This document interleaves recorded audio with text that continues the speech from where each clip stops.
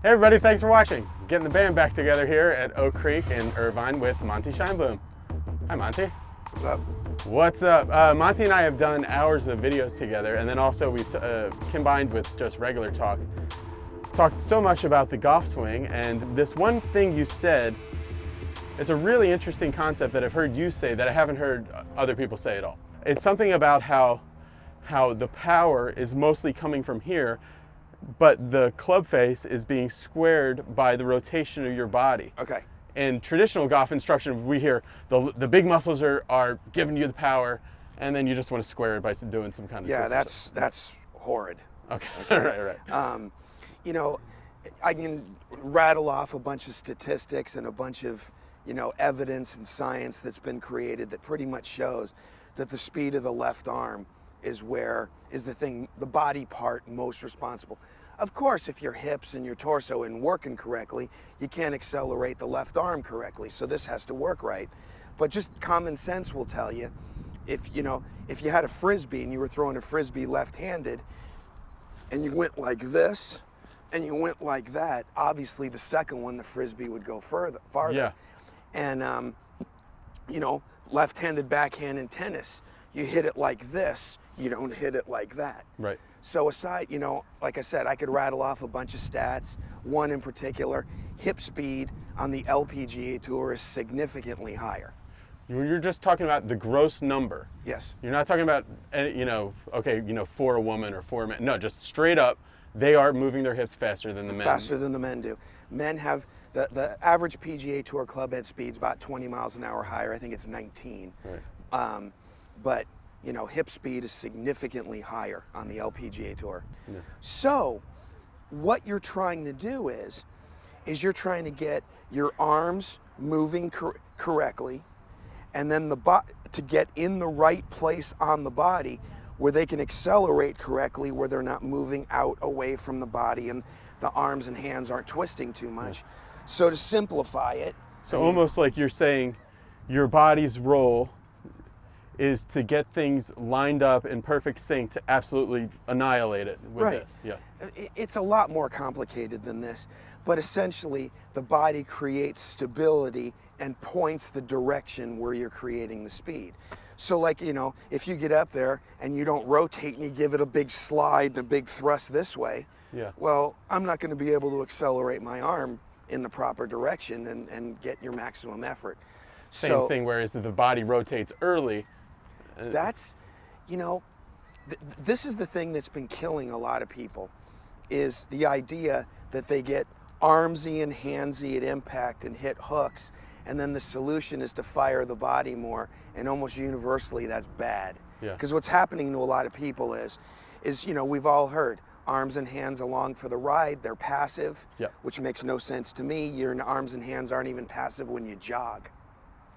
So you'll see a lot of people, they'll make pretty good backswings, and then they'll fire the body a little incorrectly. Now I have no more range of motion here. Right. I can't move another inch, then my body stopped, the arms and hands take over, armsy, handsy hook, oh, you need more pivot. Yeah. All your friends on the tee box said, oh, that was all arms. Yeah. All you did was, but really it was all body, and then your arms tried desperately to save it. Right. Exactly. Yeah. Right. So essentially, that's not universally true, but generally speaking, once you've achieved a certain level of skill in golf, when you're breaking 90, yeah. Okay, and especially when you start breaking 80, the big problem in the armsy, handsy swing is not lack of pivot and lack of rotation. And people are going, well, I know that's BS because, at impact, my hips are facing the ball, so I need more rotation. Well, if your arms and hands are back here, you can't rotate anymore. Yeah. Whereas, I always say that tour players are not good vessels for information because generally they're telling you what they feel they did. Right. And most of the time that's not what they did. It's just what they felt they did. Yeah, if you're going somewhere to learn how you can be better at golf, right. A tour player is not really going to be the thing to... But Jack Nicklaus, in his book, said something great that's applicable to all amateurs.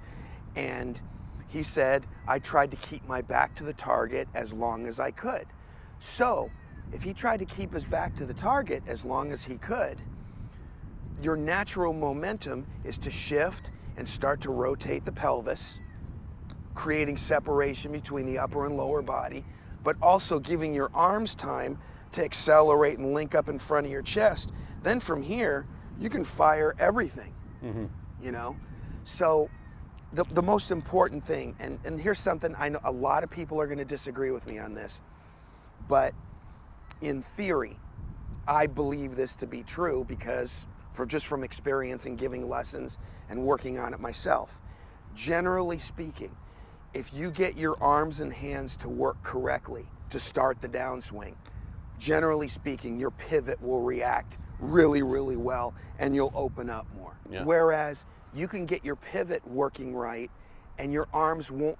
Sometimes you get your pivot right, your arms will work correctly too. Yeah. But it's just not necessarily true. It's more, there's nothing universal in golf, but it's more universal. Okay. You know, and the thing that gets most good golfers, most experienced golfers in trouble is the whole fire the lower body and drop it in the slot. Yeah. Everybody ends up here. And you know you're one of those people, if you look at yourself face on and you're in this position, you have a big old gap between your right arm and your chest. Yeah. And all it is, it's not about generating with the arms. You just need to make sure your arms and hands are working in the proper direction that match your backswing, excuse me. Okay. So just to get back to my original thought was, so tell me if there is a simple way or a more streamlined way, how does the body square the club face? Because I've heard you say this before. Okay. Okay. So this is a gross oversimplification, but when you watch good golf swings, you're going to see a little bit more complicated version of this. I'll go this way. Yeah. Take it back, shift, arms come in front of the chest, body rotates. Yeah. Okay? And you see, that club face is square to the arc, and it was square at impact with no need of any of this nonsense. Okay. Okay? Whereas if you give it the old body fire and drop it in the slot, now I need to go like that to square the club.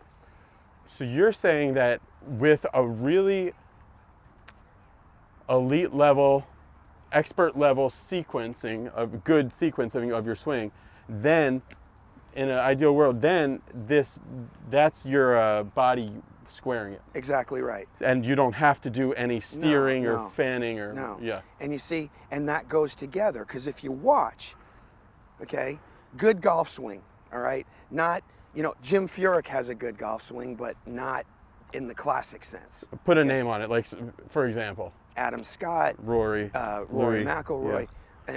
and Justin Rose. Okay. Justin Rose is big on keeping his chest closed and bringing his arms to here and then pivoting. Yes. Big on that, Yeah. okay? So he's probably the example that I should use. And if you watch, this is my idea of a good golf swing.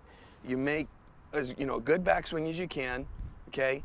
And then as you shift, you accelerate the left arm off the chest and you get to about right here, then you can just pivot and there's not a lot of manipulation with the arms and hands.